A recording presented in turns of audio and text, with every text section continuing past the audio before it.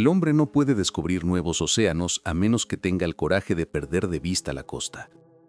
La frase de Gide no solo abre una puerta hacia lo desconocido, sino que desnuda la esencia de la tragedia moderna, nuestra incapacidad para soltar la orilla de la comodidad, la madre simbólica que nos nutre y nos asfixia al mismo tiempo. A mediados del siglo XX, la psicóloga suiza Marie-Louise von Franz advirtió algo que hoy se ha vuelto una epidemia silenciosa. Hombres y mujeres que envejecen biológicamente, pero permanecen psicológicamente inmaduros. Cuerpos de adultos habitados por conciencias adolescentes. Personas que no han aprendido el arte de separarse, de tomar la vida por su cuenta, de soportar el peso que toda existencia implica. Von Franz llamó a esta condición el complejo del puer eternus, el niño eterno. Un arquetipo antiguo que ya aparecía en los mitos como el dios que jamás crece, el ser que se niega a dejar atrás el paraíso infantil, aunque el precio sea su esclavitud espiritual. Carl Jung, su maestro, usó ese término para describir a quien rehúsa madurar, quien se aferra a la fantasía de que la vida debe ser fácil, que el dolor es una anomalía y que el mundo está obligado a cuidarlo. El problema, observó von Franz, no es que existan jóvenes con sueños o sensibilidad. El problema surge cuando esa sensibilidad no se transforma en carácter, cuando la búsqueda de libertad se convierte en un refugio contra toda responsabilidad. Lo que alguna vez fue una etapa necesaria del desarrollo, hoy se ha convertido en una prisión colectiva. Vivimos en una época donde los hombres permanecen en casa hasta sus 30, atrapados entre pantallas, pornografía y videojuegos, alimentando su hambre de significado con placeres instantáneos. Muchos se sienten seguros solo dentro del útero digital de la modernidad. Allí no hay riesgo, ni derrota, ni crecimiento.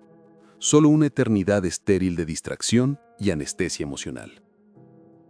El niño eterno no odia al mundo, simplemente lo teme. Le teme a su peso, a su incertidumbre, a su silencio. Busca sustituir la aventura real por simulacros de conquista, la intimidad por consumo, la independencia por comodidad. Vive suspendido entre la fantasía de lo que podría ser y la impotencia de lo que es. Pero esta condición no nace de la nada. Es el resultado de un desequilibrio profundo en las raíces de la civilización moderna. Durante miles de años, el paso de la niñez a la adultez fue guiado por ritos de iniciación, procesos simbólicos y dolorosos donde el joven debía separarse de la madre, morir a su infancia y renacer como individuo. En esas ceremonias era arrancado de la seguridad del hogar, enfrentado a la oscuridad, a la soledad, al miedo. Solo al atravesar esa muerte simbólica obtenía el derecho de llamarse hombre. Hoy esos ritos han desaparecido. Nadie arranca al joven de su lecho, nadie lo arroja a la cueva ni lo entierra simbólicamente para que resurja distinto. En su lugar se le ofrece una adolescencia perpetua, una vida sin riesgo, sin lucha, sin renuncia. Y así miles de hombres se convierten en fantasmas que deambulan por el mundo, esperando que algo o alguien les diga quiénes son. La desaparición del padre, no solo como figura familiar sino como arquetipo, ha acentuado esta crisis. En generaciones pasadas, el padre cumplía un rol sagrado, romper el vínculo de dependencia con la madre y mostrarle al hijo que hay algo más allá de la seguridad del hogar. Era el portador del fuego, el que enseñaba a cazar, a fallar, a resistir. Hoy, en cambio, el padre está ausente o emocionalmente vacío.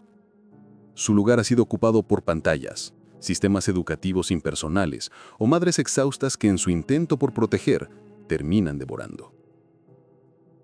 Una madre sin el equilibrio de padre tiende a amar demasiado, a cuidar tanto que ahoga. Su amor, al no tener límites, se transforma en prisión. El hijo, en vez de aprender a vivir, aprende a ser necesitado. Y en esa simbiosis, ambos traicionan la vida. Ella por no dejarlo ir, él por no atreverse a partir.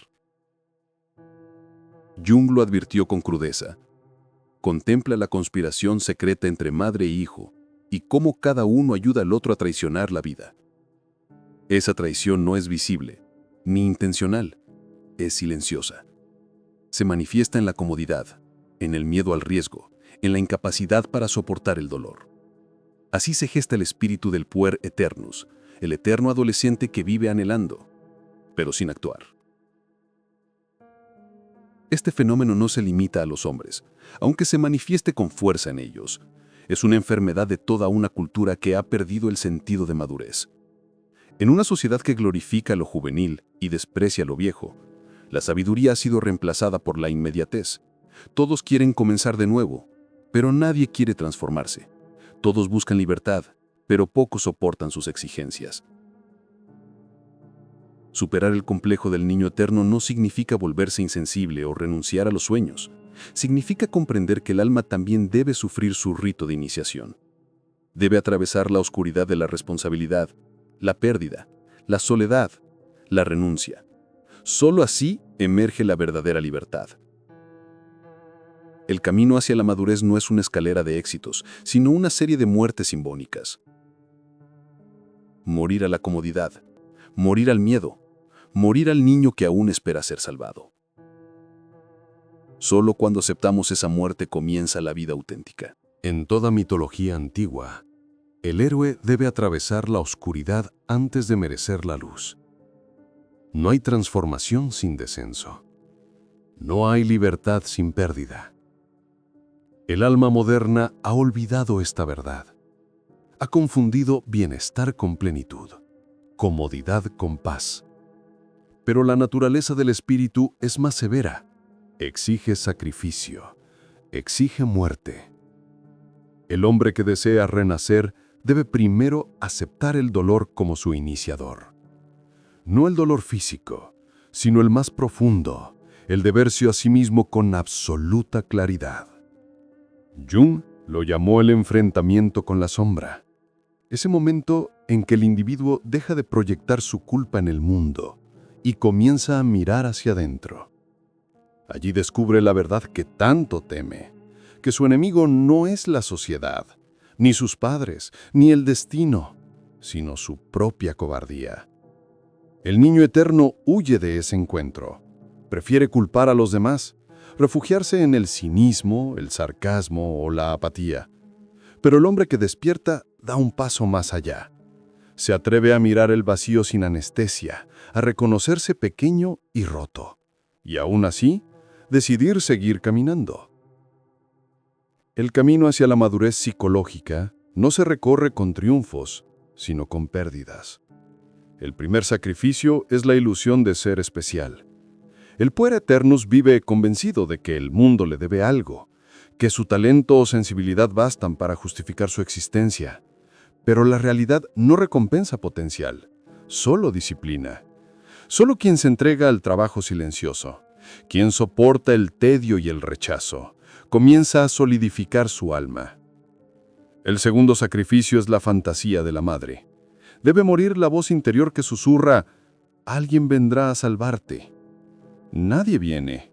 Y ese descubrimiento, lejos de ser trágico, es el nacimiento del verdadero poder. Solo cuando el hombre se hace responsable de su propio destino, puede mirar al mundo con ojos de adulto.